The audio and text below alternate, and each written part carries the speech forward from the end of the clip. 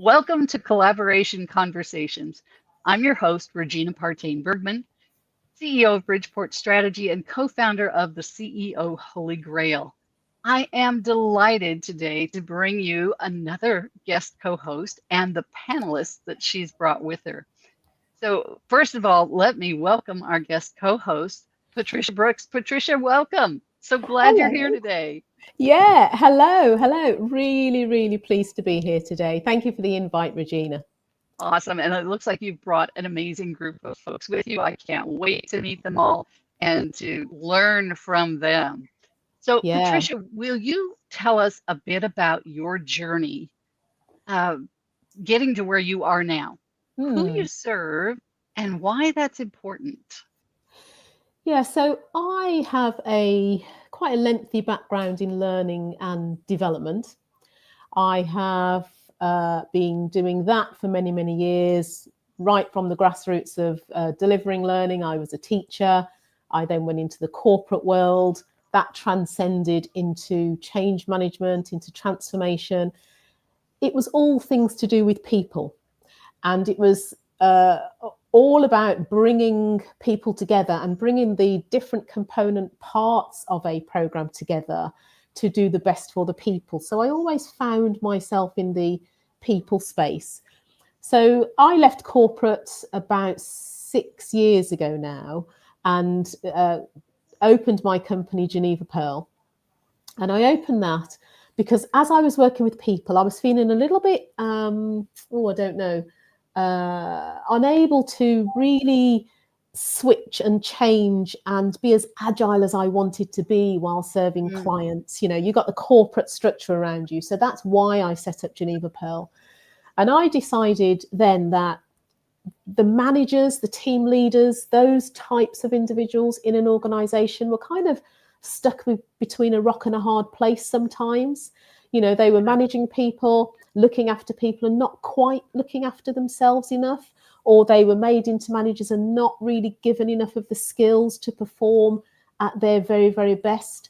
So I started working with team leaders, business leaders, to help them find the skills from within themselves, more so from a strengths perspective, but to find the skills that they could then use to enable and empower their whole teams. So my company now is working with teams, organizations to create the very best working environments, the very best workplace culture so that everyone can thrive. And I do that from a position of strengths. I love that. So needed. You know, It we is. hear all the time about people leaving corporate to move into something of their own because in so many ways, corporate is not fulfilling us. It's not meeting our needs on those very personal human levels so many times. Yeah, and corporate's an amazing place, but there are Absolutely. certain things in there where you've got to fight really hard to make yourself heard and be known and deliver what you know is the benefit to the person or the team or the division that you're delivering to. And when you get to a point, as I did, where I was like, actually, I'm just not able to give everything because I'm kind of being pulled back because understandably there are rules, there's guidelines, there's red tape. Yeah. You know, I worked in the NHS Sure. for a long time. Sure. I absolutely understand all that. I wanted to move a little bit quicker sometimes, be able to switch and change. That's what I wanted to do. So hence why I left corporate and doing what I'm loving to do right now. Excellent. I love it. So glad you're here today.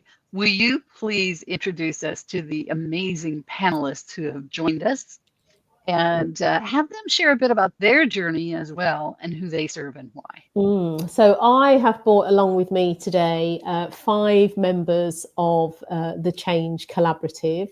They all have their own individual elements and all their strengths and expertise, which they will introduce. But I've brought all of these wonderful people with me because we have set up something called a think tank to help with this collaboration. But as we go through this conversation, Regina, you'll learn more about that. I love it. So let me start with Linda. I'm going to come to you first. Actually, would you like to introduce yourself, please, and tell us where you're at? Thank you, Patricia, and thank you again, Regina, for having us all with you today. So I'm Linda Pike. I am a little bit of almost the contrary to Patricia, in that Patricia was in corporate, which is where we met, and Yes. she's now on the other side of the fence. And I used to be on the other side of the fence, and I left that to go to corporate because I'm trying to secretly change corporate from within. Don't tell anyone.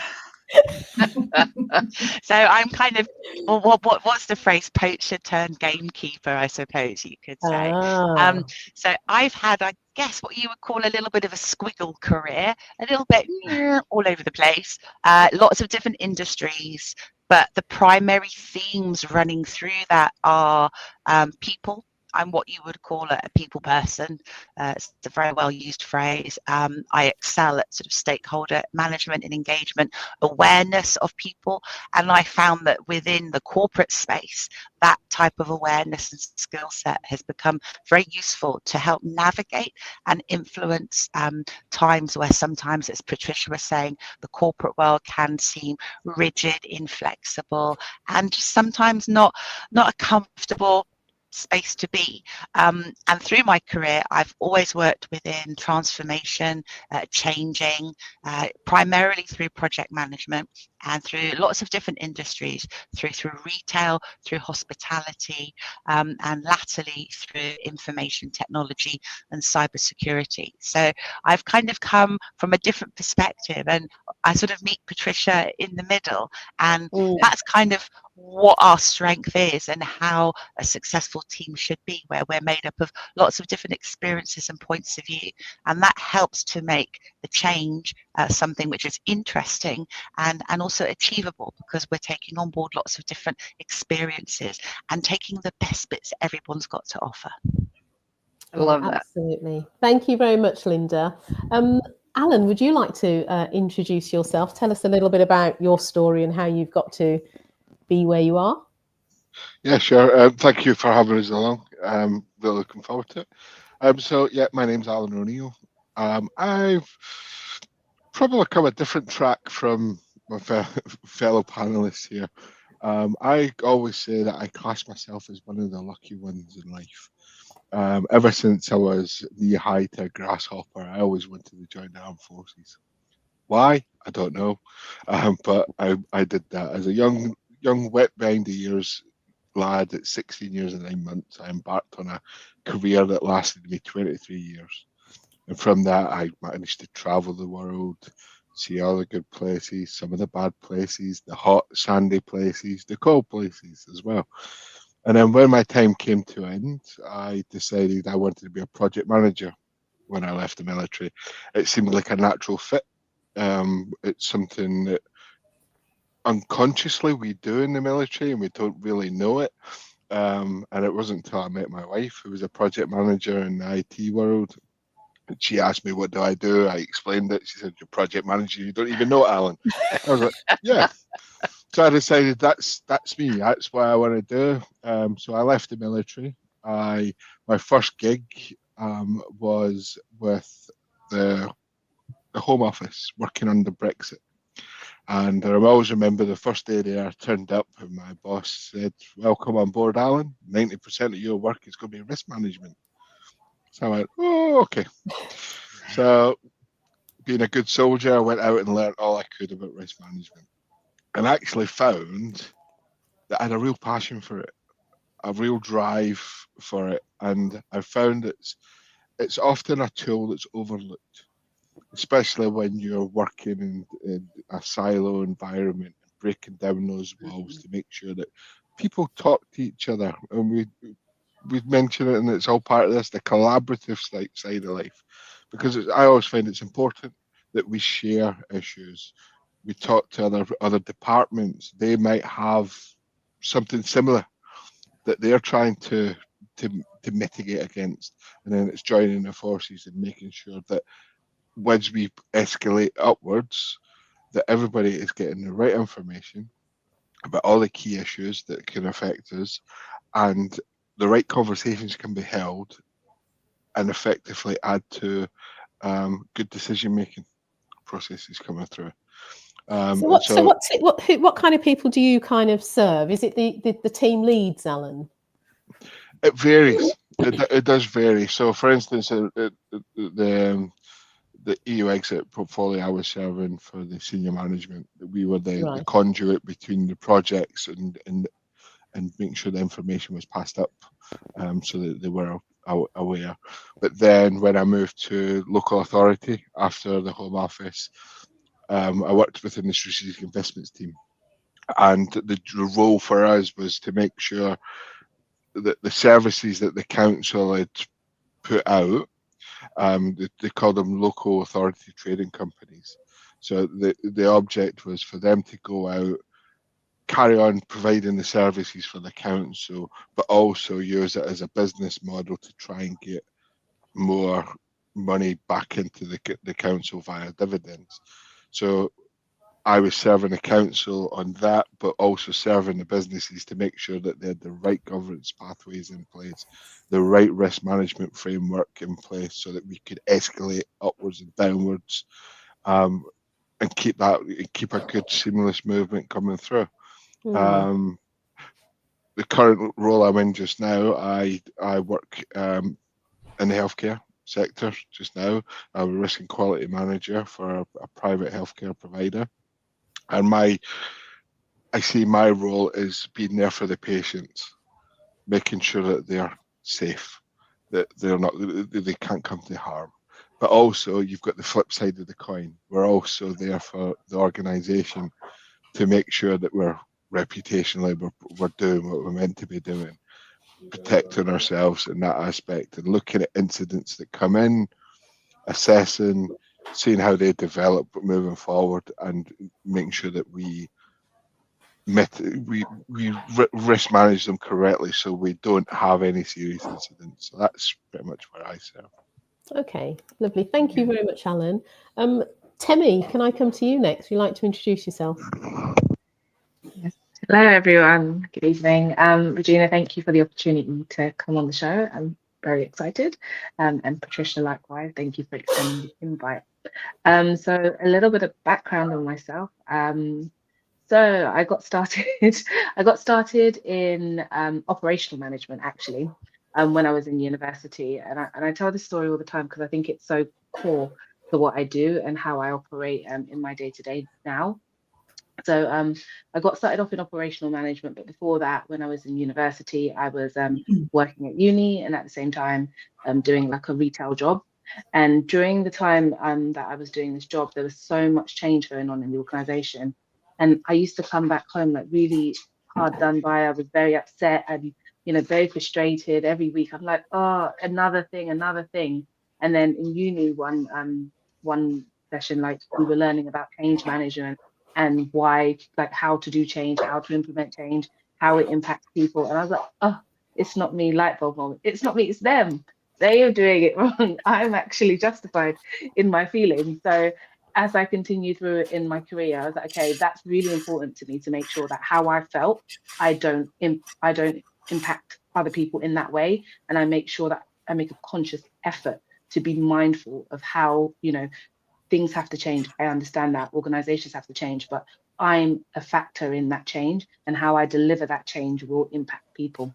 So I always had that in the back of my mind of being a manager. So, you know, I went through operational management, done some operational management within the NHS, stayed true to that kind of core belief. And then I moved into the project management space where, you know, you confront like change a bit more. Like, you know, we're doing transformational stuff. Everything we're doing is either a change, it's an enhancement, but it's not the same state. You're taking something from what it was to a new state. And whenever you're doing that, you're taking people along. Even if it's a system, you're building a new system, it can't be done without people. So for me, what I do now, I'm a project manager by background. I do IT delivery or I do change projects. It depends on what type of day it is and who needs my help. But the first thing I always think about when I'm delivering a project is the people. Like, I can't deliver this without the people. And do you know what's so funny? I've just got off a call where my team delivered something for a client and they were ecstatic. And I literally can't explain how good I felt. But like just knowing that I've got such a diverse team, it was a team of 5, and we delivered a product. But you know, we had a couple of challenges, but it was just understanding how I worked with each one of them to bring the best out of them, and to see the client's reaction in the end, to see the team, it was priceless. So I think that just sums up, you know, who I am and who I serve. So I serve my team ultimately. I mean, any organization that I work with, I serve my team first, because at the end of the day, you've given me a mandate to do. I can't do it by myself. I'm going to have to do it with my team. So I serve my team first, and then obviously the organization and, you know, the deliveries and the goals that we try to meet, they all come in. But for me, that's what I hold true as a manager and as a project manager, as a program manager, where I'm going, and that's the ambitions in the future, to be a program manager. But it's always to remember that whatever we do, people are there. And that's why, you know, the Change Collaborative, I remember meeting Patricia on one of our assignments, and I just was in awe. I was like, oh my God, you're so good at managing change. like, how are you doing this? Like, people listen to me. Literally, I remember saying to her, people listen to you, because like I used to hang on to every word, because it was so impactful to me, like how she managed to take us through the journey.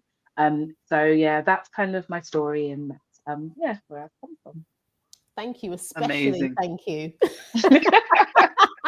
Yeah, thank you, Timmy. Noemi, would you like to introduce yourself? Hello, everybody. And again, thank you. I think we're all going to say thank you to both of you, Regina, for giving us the opportunity. Now that that's out of the way, we can move on. Interestingly enough, I graduated and got my master in international business, like a lot of people, but also with a major in people and change management, which at the time wasn't so popular. But I actually started my career in operations, looking at process mapping, continuous improvement, then went on to more management, partnering with clients to deliver the best solutions. A bit of crisis and recovery management as well, being catapulted in, you know, those situations, kind of having to turn things around really quickly.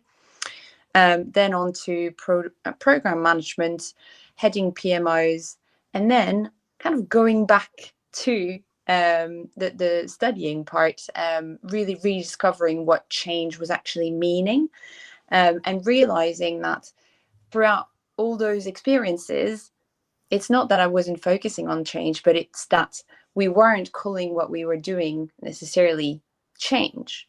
So it really kind of wrapped up for me, and you know, kind of came to life over the past couple of years, that no matter what words people put on things, if you're working in an environment, in a corporate environment, if you're, you know, supporting a business having ambitions for growth, you are going through change. You are actually managing change, and you're dealing with teams going through change every day, whether they want to be conscious of it or not is, you know, another thing. I come with a strong international background. I've lived and studied and worked abroad for many years now, and in a few different continents as well, in the US, Singapore, a few European countries. And I think that brings a lot of open-mindedness, but also sometimes a different approach to collaboration, because it takes kind of realization that people are different in one culture or one ethnic group or one minority, but also, you know, you open the doors, right, when you actually are confronted within a global business to different cultures. So that, I think, is very relevant to define, you know, what I can bring to the table and who I am as an individual. From a professional kind of standpoint, I think I'm an expert at breaking silos and ensuring that employees understand, you know, the full value and life cycle is actually quite critical. So, you know, being part of the Change Collaborative felt like an amazing opportunity to continue on that journey, to bring all of our passion and kind of niche expertise to some degree to the table. And it very much aligns with the principles of collaboration as well. We use each other, we can tap into each other, challenge each other to tackle issues, but also come up with the most relevant but creative solutions sometimes, right? It's not necessarily rocket science what we do. We can apply the same simplest principles, but in slightly different ways, using different words, using different kind of mechanisms behind the scenes, because you need to adapt to the culture of an organization. Regular communication, getting feedback and actually involving people, just making sure that it's not pretending to have their voices heard, but it's actually really genuinely wanting to hear from everybody, and kind of tapping into that power of idea generation and feedback from your own people is definitely something that I'm quite passionate about. Lovely. Thank you very much, Noemi. And Sue, would you like to introduce yourself? Good evening. Again, thank you for the invite. I'm really looking forward to this conversation. My name is Sue Mallin. I'm from a place called Manchester in the northwest of England. I was a nurse, acute and mental health, for more decades than I care to admit to, so don't ask, I won't tell. I think that change is about people, and if you can't be a good nurse unless you like people, so and change. So when I by accident and not on purpose moved into the healthcare EPR space, I took some of those skills with me. So I worked on some major healthcare deployments across the UK and also in Germany. I then, at the same time, came across Patricia when Patricia was working at BT, and then went to work for Patricia. And then by default, met Linda. And then on my journey, I've obviously met Temi and Noemi, and my last role was actually working directly with Alan. So all these faces are very familiar to me. So why am I here? Way back, as far as I can remember, and certainly early conversations with Patricia when we were trying to improve processes and help to manage change for stakeholders, we talk to each other and we go, that's a good idea. Why didn't anybody else think of that? Or that's a good idea. Has anybody else done it differently? And I've worked with some awesome team members, some awesome stakeholders, some fantastic managers. And I've learnt lots, an awful lot. And I like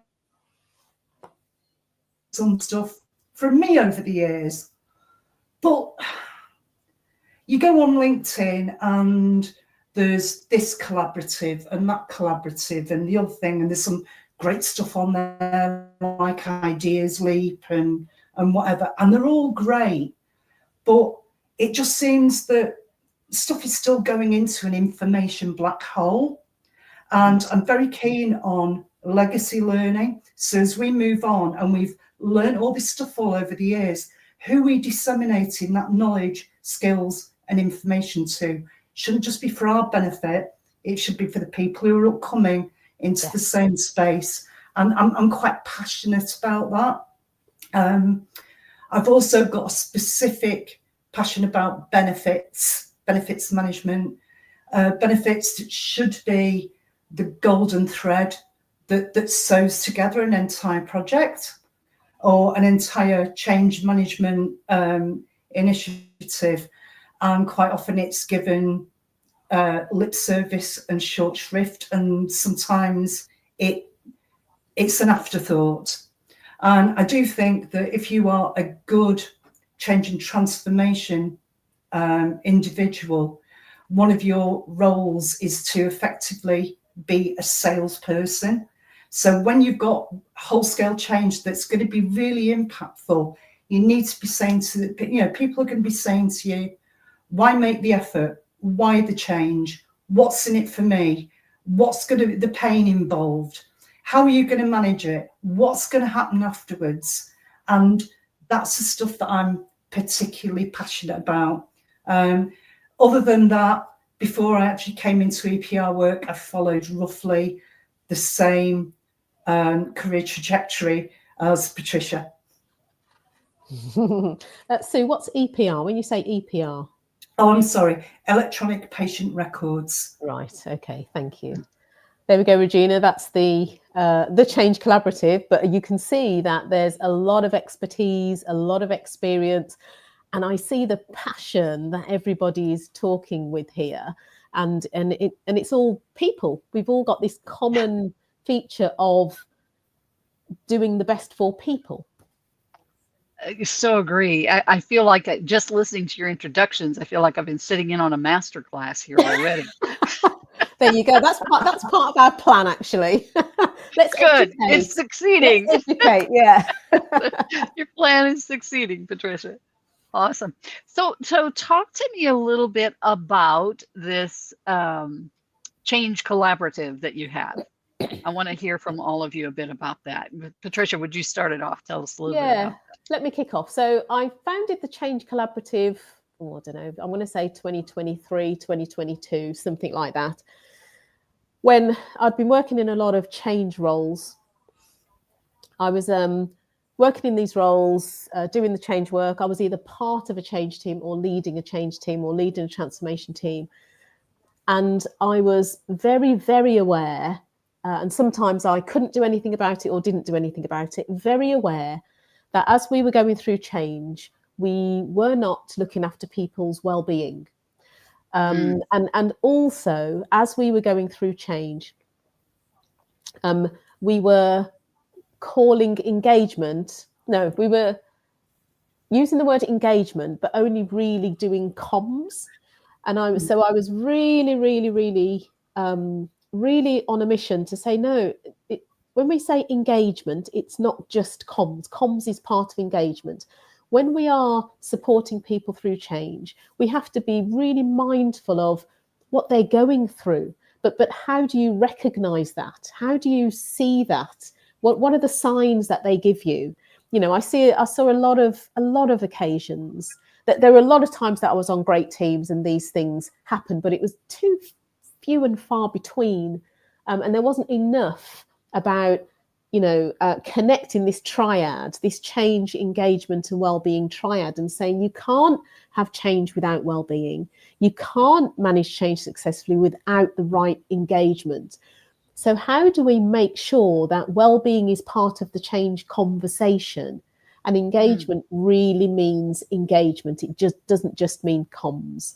So I kind of started calling on the individuals that I had met in my past, and Linda, Sue and Temi are a few of our founding members. We have some other members who aren't here today, to kind of say, look, I met you in the past. This is what I'm thinking. You'd be great in the conversation, because we need not just change individuals. We need people who are expert in well-being. We need people who are expert in engagement. We need people who are on the periphery, if you like, some of those other work streams in change and engagement that we need to bring in to say, how can we make this better? How can we collaborate and bring all of these conversations together so that we can then educate the change individuals out there? We can give some advice from our own experience. We can kind of guide people if they're struggling, because a change role is quite a lonely role. Normally, you're the only one on a program. So who do you go to when you're struggling with an element of change? So that's kind of why we've come together. That's awesome. So you said Linda, Sue, and Alan were some of your founding members. Did I get that right? Sue, Linda, Sue, and Temi. Temi. And Temi. I'm so yeah, sorry. Yeah. No, that's okay. Alan. That's okay. Sorry. Yeah. So Temi, let's go to you. What drew you to this collaboration? What made you say, yeah, I really want to be a part of this? And what have you seen as a benefit of being part of it? Because what I'm hoping that we can convey here in this process, in part, is what could bring other people together to do this same thing and how they would do that and what kind of benefits they could look for. So really want to explore this change collaborative a lot. So Timmy?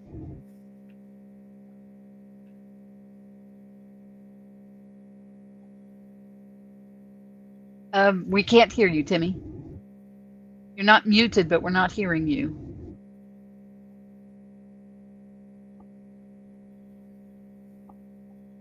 So I'm going to let you work on that, and we're going to pop over to Linda for a moment and have Linda answer that as well. So Linda, how about you? What drew you to this, and what benefits have you seen from being involved in it? Well, what drew it to me primarily was that some of the founding members, including the founder herself, who I've worked previously with, and we have a shared passion for this this communication, this well-being, this engagement, the things that Patricia has spoken about. And excuse me, and I've often been in a position where I've been leading transformation or working with those who do, and sometimes things are missed and engagement is not as good as it should be, and therefore people are not understanding the change, being consulted about the change, and also helping to affect that change, and dare I say, change the change. So initially there was a little bit of frustration, and to the earlier point about sometimes you feel that you're the only person doing the change.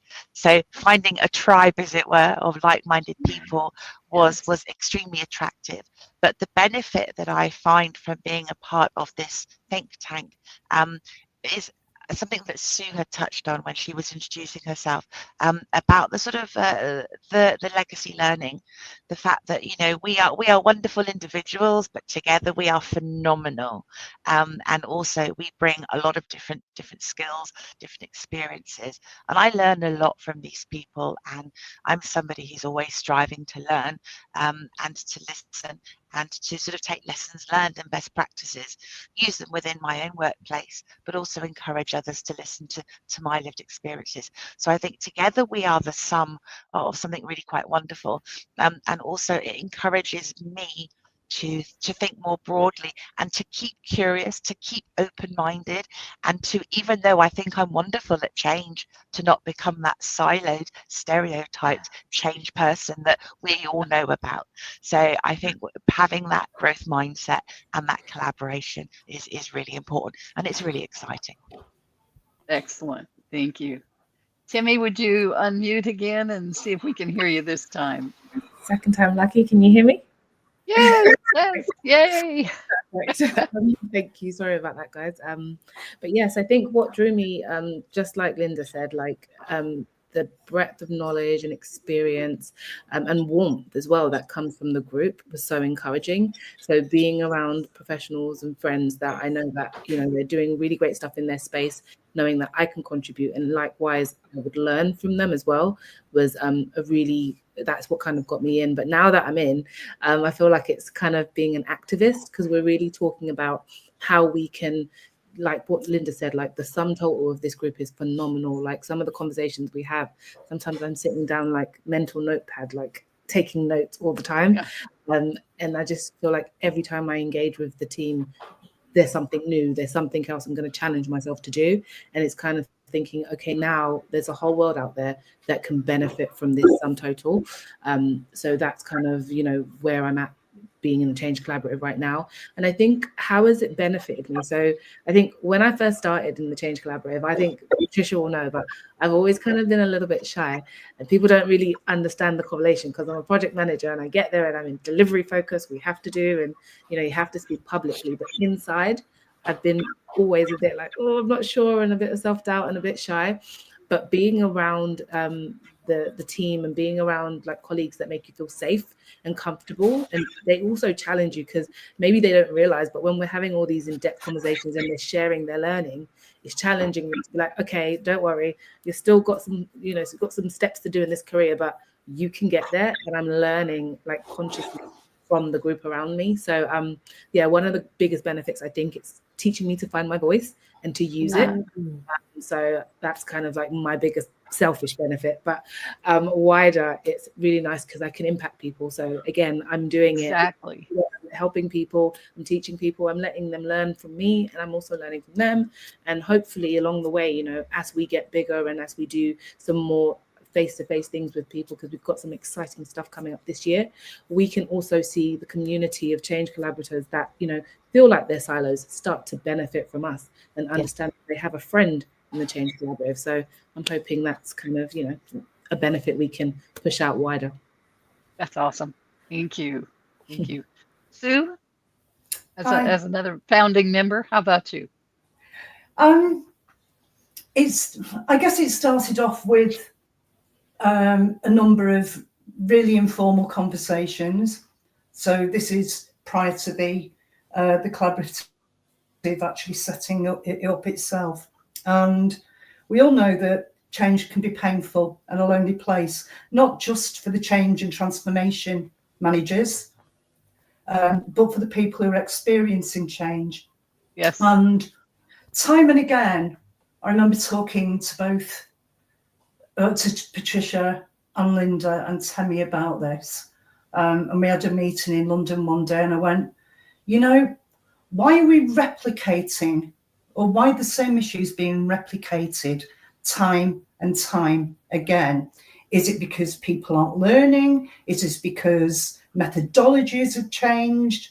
Is it attitude? Is it commercial pressures? And I just said, the recurrent theme that I seem to get, which is a complete barrier to effective change, transformation and well-being, is people think that change is being done to them and not with them. And as soon as there's that perception right at the beginning of trying to implement change, you've lost your audience.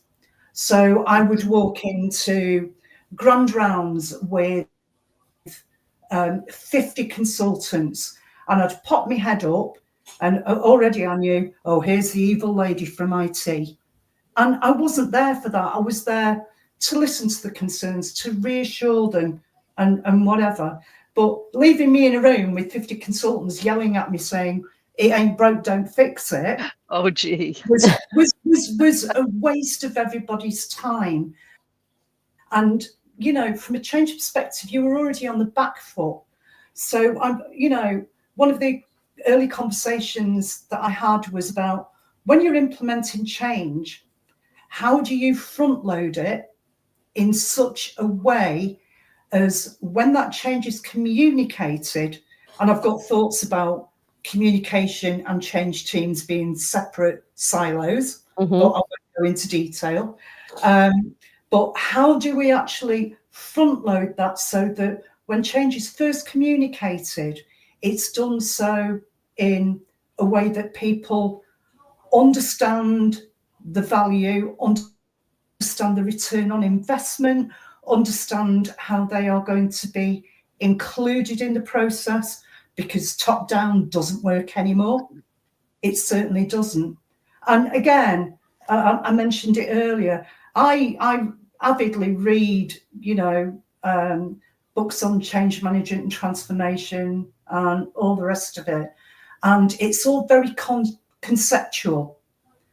I think what's good about the Change Collaborative is it's not about necessarily concept and hard facts. It's about reality and translating that into a way that supports us as a collaborative team, and then we divest that information in a way that people appreciate. It's quite altruistic, but I like that word. And yeah, it's gone on since then, and I'm learning every day. Old birds can learn new tricks, and yeah, I really enjoy the meetings that we have. It's very supportive, very functional, very practical, and long may it continue. Excellent. Thank you. So, Alan, how long had the group been going before you found the group or came to the group? And again, the same questions as for the others. You know, what drew you to it? What's been the result for you or the benefits for you that you've gotten out of it? Typical. Got to be muted once. I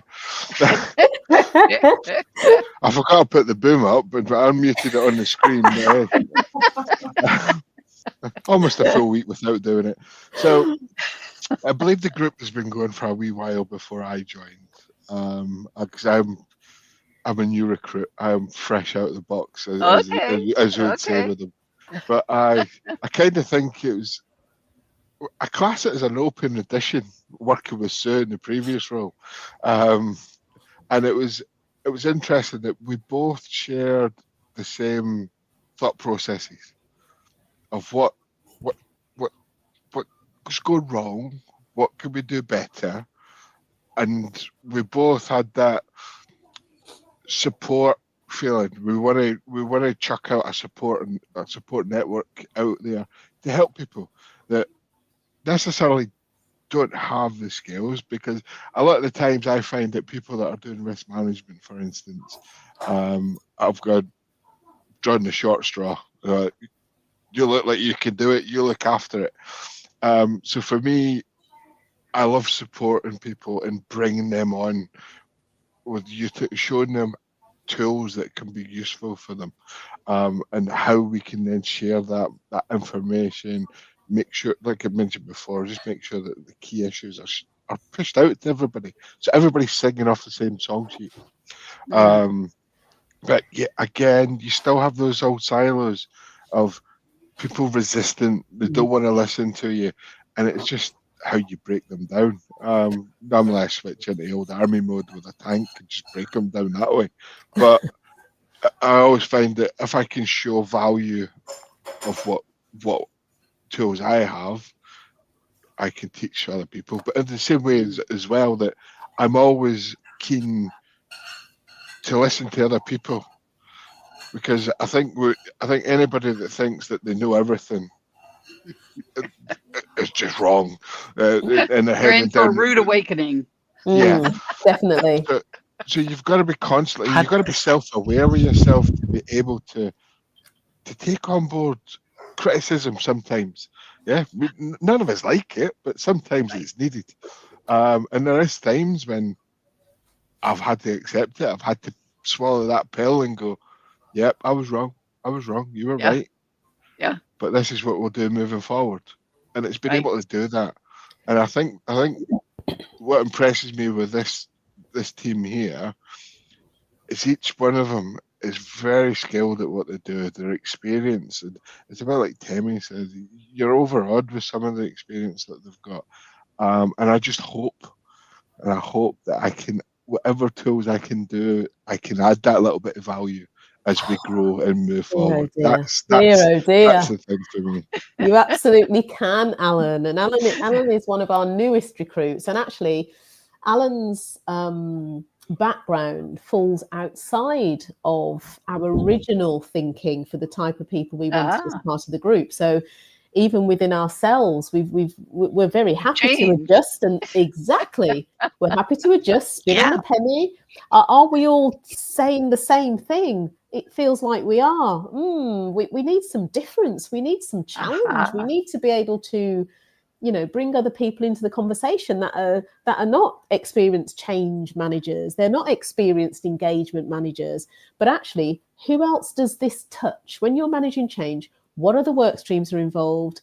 What other roles are involved? So Alan is one of those from our adjusted thinking about how we want this to work. So that's where Alan comes from. And Alan, you absolutely will provide the value, definitely. I can see that already.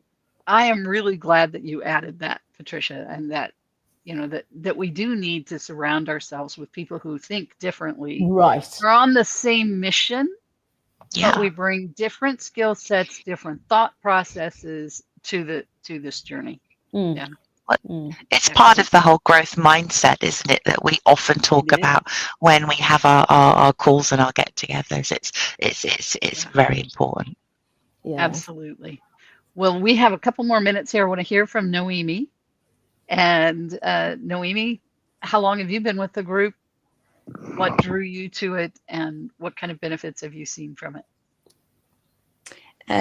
I knew it was going to be my turn, and hopefully I am back and the connection is stable I've been struggling a bit Okay. the past few Okay. minutes. So let me know if everything. I think I have noted down so many things already from, everybody kind of mentioned them and what they're getting out of the Change Collaborative. And actually, it's one thing that you mentioned to me as well, and probably kind of summarizing one of the key value that we get as a Change Collaborative as well is, we keep on just mentioning very important and interesting topics in our conversations, and it elevates things from your day to day, and it actually prompts you as well to eye on things. Depending on the day, you might actually have that narrow focus on one thing that you think is the right thing to tackle that day. And actually, by just having a conversation with the Change Collaborative or with, peers, it might bring another creative thought or another thing that you would not have thought about. So that's definitely been very valuable. The first, I think, or second time, Patricia and I had a passionate, of course, conversation about change and that triad that Patricia mentioned.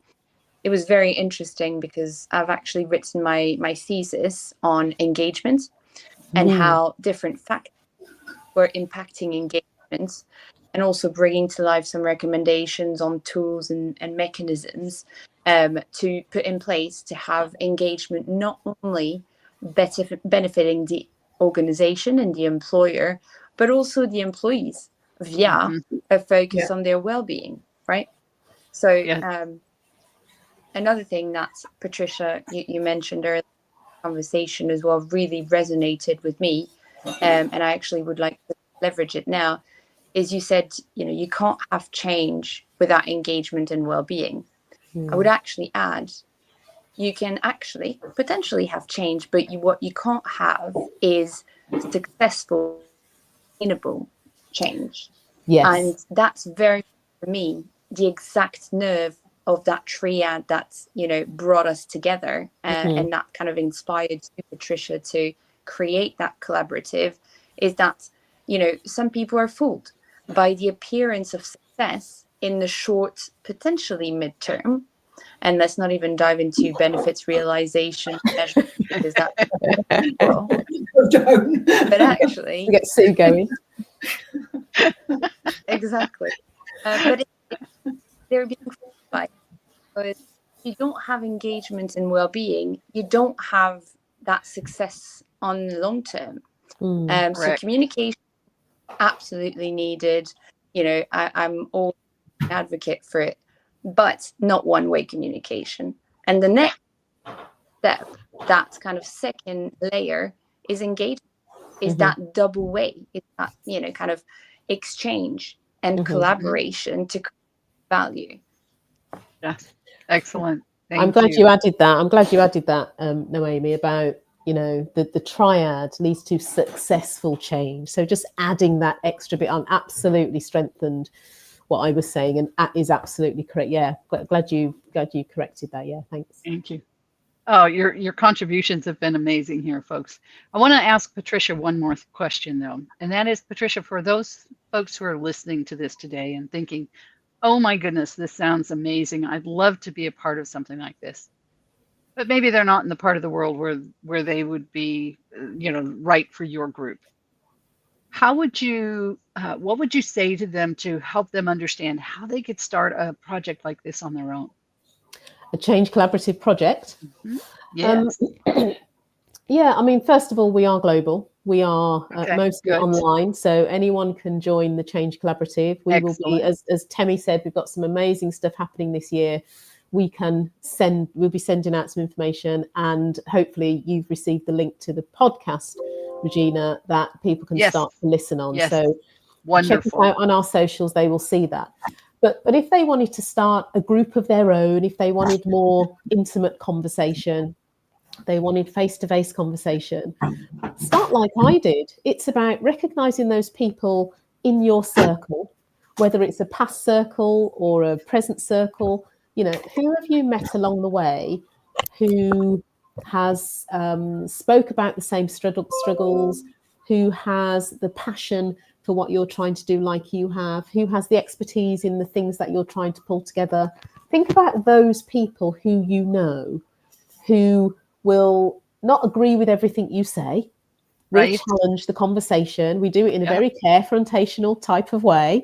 It's all with love, when we challenge and when we discuss, Yeah. find those people. I think someone on here used the language, find their tribe, but find those people who you can converse with, who will support you, who are not going to try and bring you down, who are not going to try and shatter your views, but will Right. say, oh yes, I get that, but just find your space. But then join bigger and wider groups if you can.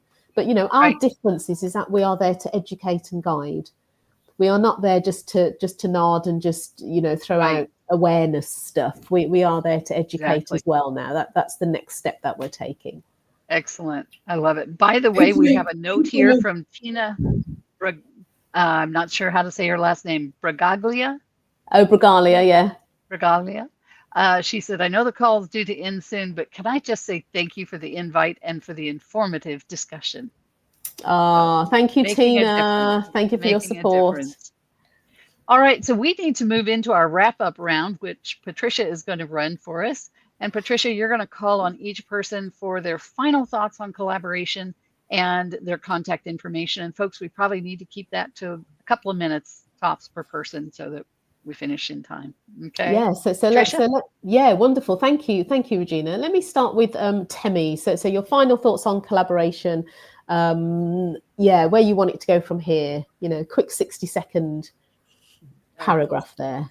Thank you, Patricia. So final thoughts on collaboration is we don't succeed unless we work together. I think that's just as simple as it is for me. I think it through all walks of life, not just projects, even as a family. Like as families, you can't work if you don't work together.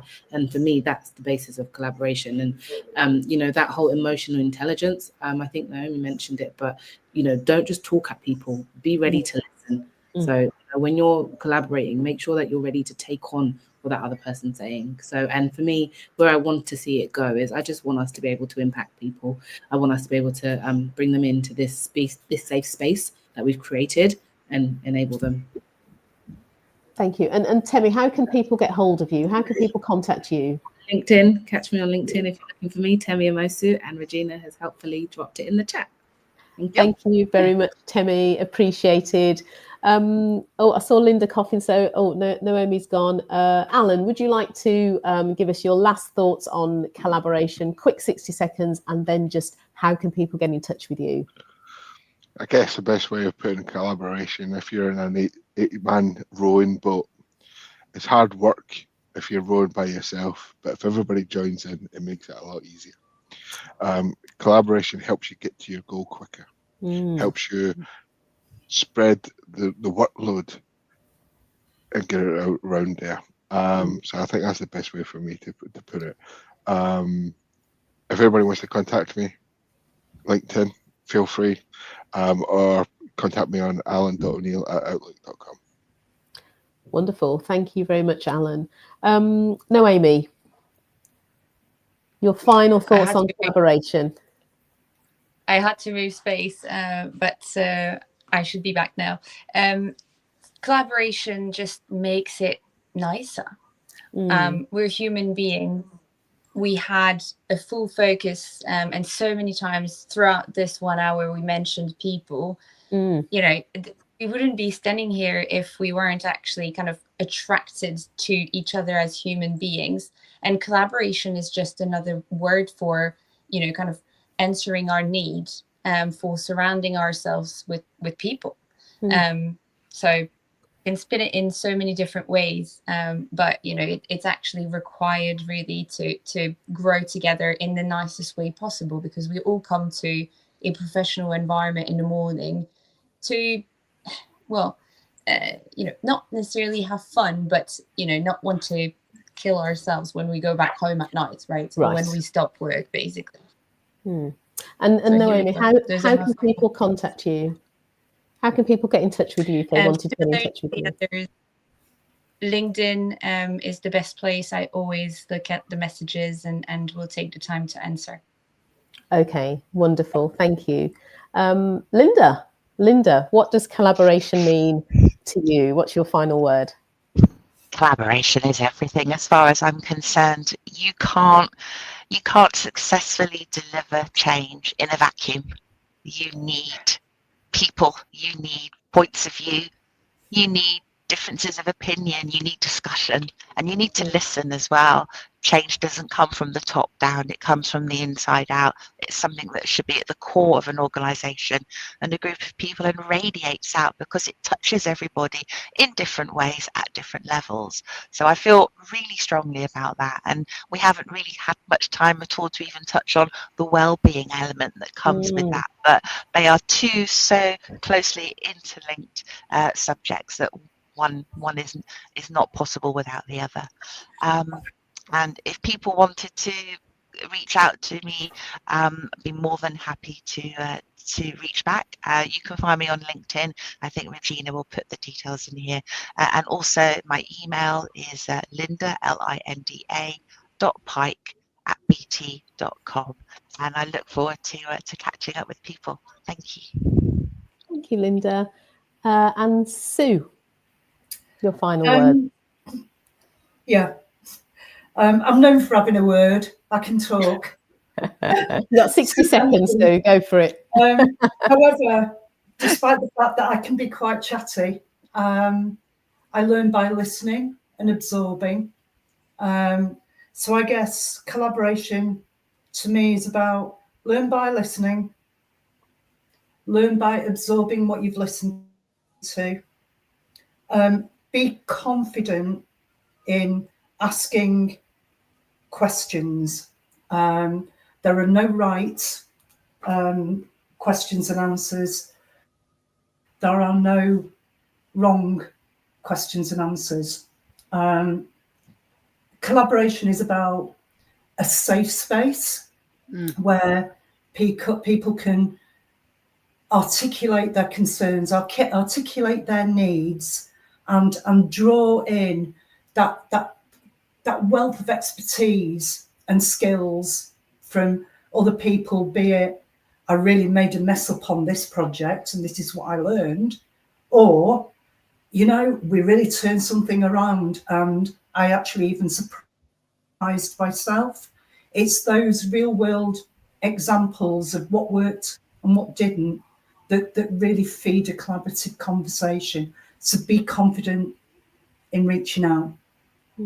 Thank you, Sue. And how can people get in touch with you, Sue, if they wanted to reach out? LinkedIn would be great for the time being. Thank you. Wonderful. Thank you very much, team.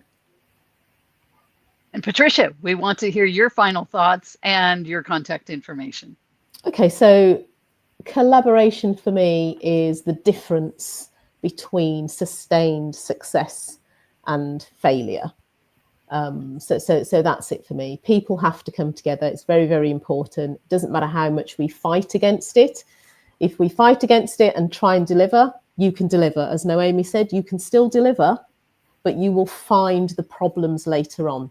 So is it best not to deliver correctly first? And we do that by collaborating with the right teams, individuals, stakeholders, all of that.